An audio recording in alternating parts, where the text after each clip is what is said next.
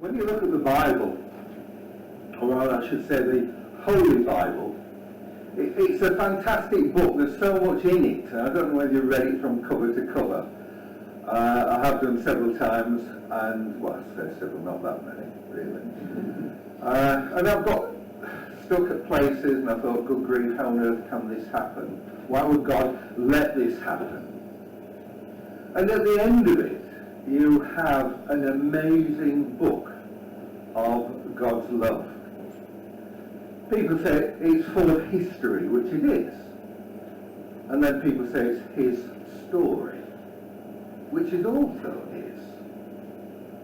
And in the Bible we have a couple of references at least to God being an author. I love authors.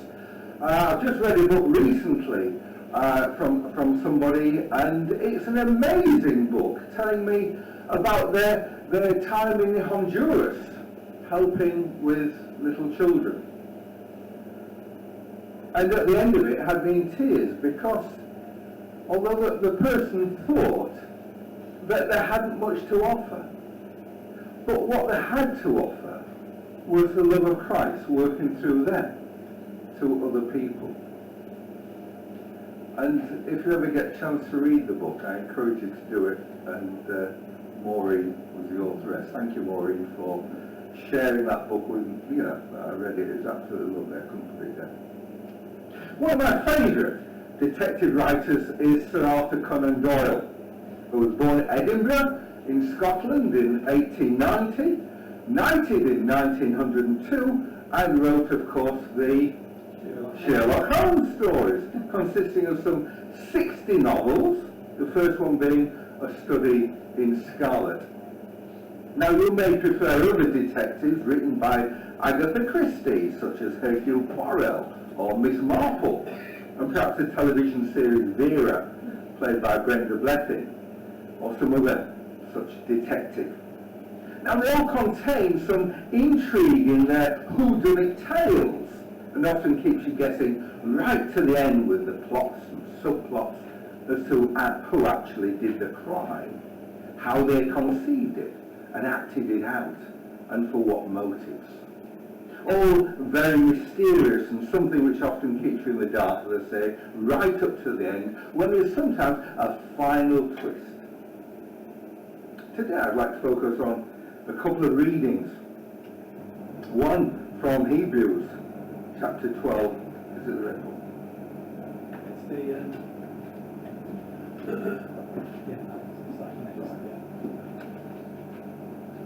Let us fix our eyes on Jesus, the author and perfecter of our faith, who for the joy set before him endured the cross, scorning its shame, and sat down at the right hand of the throne of God.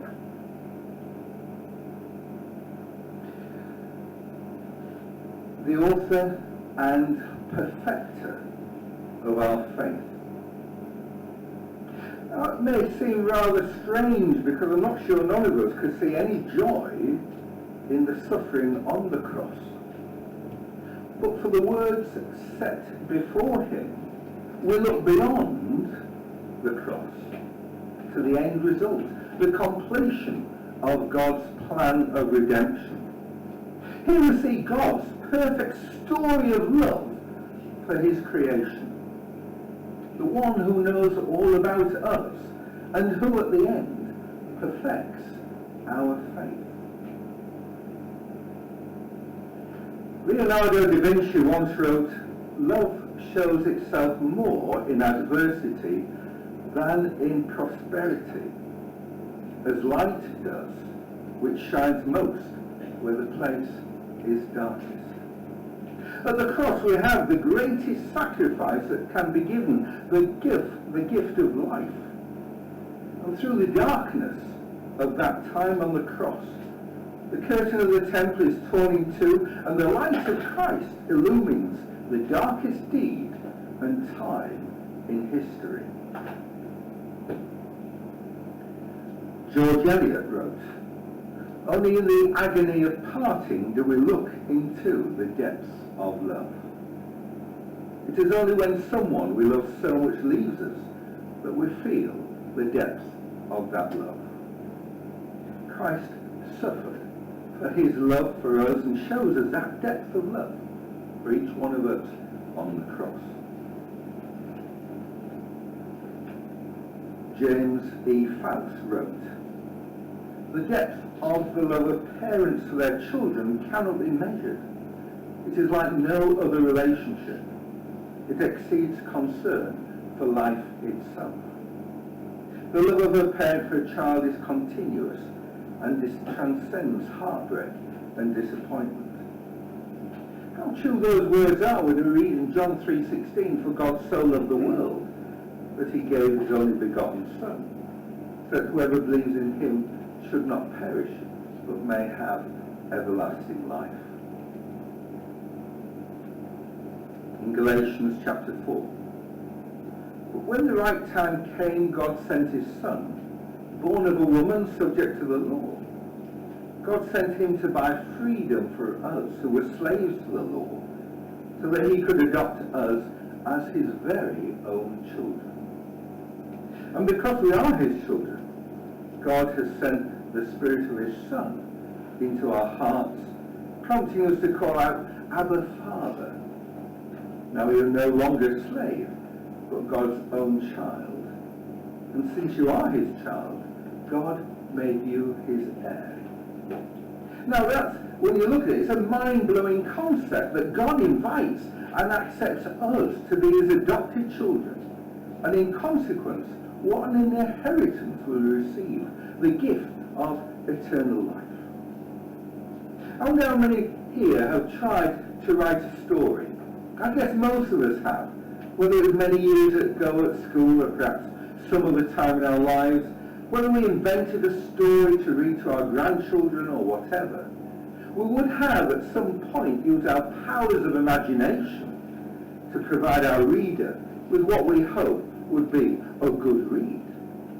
Maybe you remember the days at school when you were told every story is 3 parts, a beginning, a middle and an ending.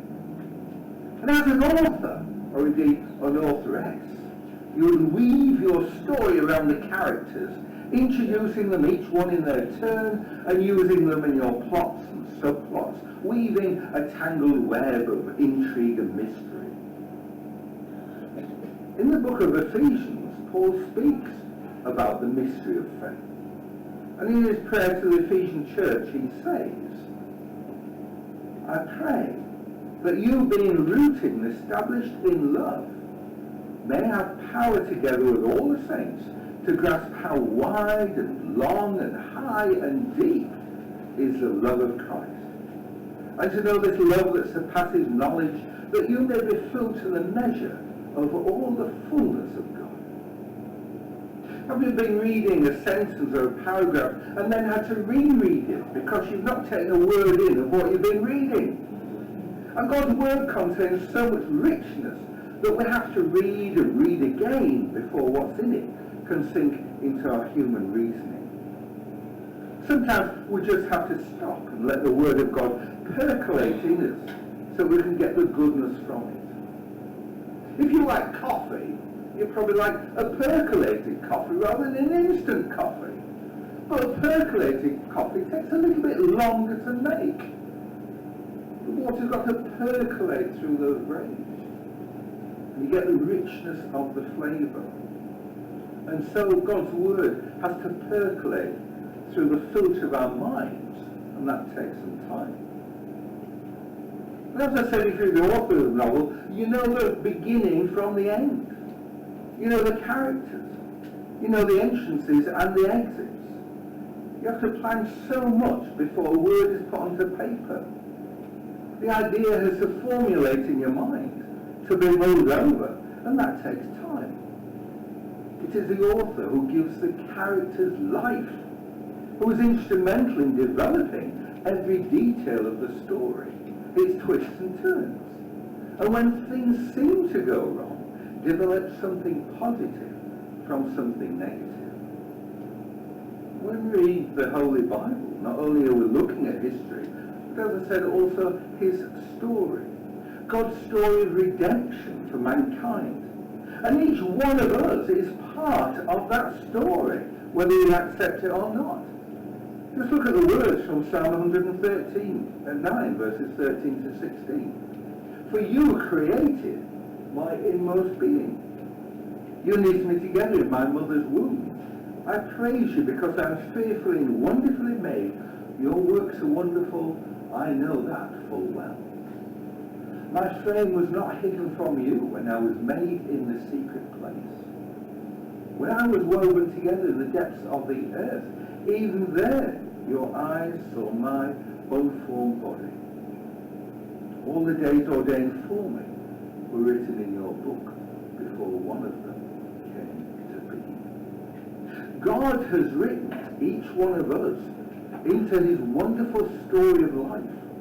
His book of the healing of mankind from the ravages of sin. He's paying the ultimate price. His sacrifice for each one of us. So many plans that God has for us. And in Jeremiah we read, For I know the plans I have for you, declares the Lord. Plans to prosper you and not to harm you. Plans to give you hope and a future. What an amazing story this is, and what an amazing Saviour. We're written in the book of life.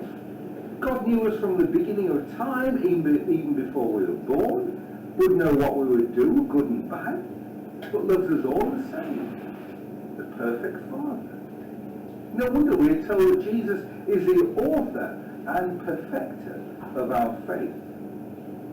In the word author, there is so much. We've only touched the tip of the iceberg when we look at the word author. The definition of it, on Google, it says, an author is the creator or originator of any written work such as a book or a play. And is also considered a writer. More broadly defined, an author is a person who originated or gave existence to anything, and whose authorship determines responsibility for what was created. To think you and I are not mistakes. God created each one of us because he wanted us to be part of his story. And to each and every one of us, he has given us a part to play. We are part of the book of life, and an important part of that. As a character, and that part we have to play, we each have a relationship with other characters. And that part is to reflect the love of the author to others, to love God, and to make him known. We look at the reading from Peter speaking to the crowds at Solomon's colonnade in Jerusalem. This is from Acts. While the man held on to Peter and John, all the people were astonished and came running to them in a place called Solomon's colonnade. When Peter saw this, he said to them, Fellow Israelites, why does this surprise you? Why do you stare at us as if by our own power or godliness we had made this man walk? The God of Abraham, Isaac and Jacob, the God of our fathers, has glorified his servant Jesus. You handed him over to be killed and you disowned him before Pilate, though he had decided to let him go. You disowned the holy and righteous one and asked that a murderer be released to you. You killed the author of life, but God raised him from the dead. We are witnesses of this. Those three words, the author of life, to think how much is in that. When you think of, in the beginning was the Word, and the Word was with God, and the Word was God. It was with God at the beginning. You see the metaphor? You can't have a book without words. You can't have Jesus without mention of him as the Word of God. And in Genesis we read about the creation of the world. God speaking the world into existence. God creating, like an author creating a book, using his own imagination and thoughts Let there be light, and there was light. And the manuscript of God illuminates our souls. Let us make man in our image, in our likeness. God invests himself into humanity, in you and me, in creation. And when we look at each other, there's something of God looking back at us.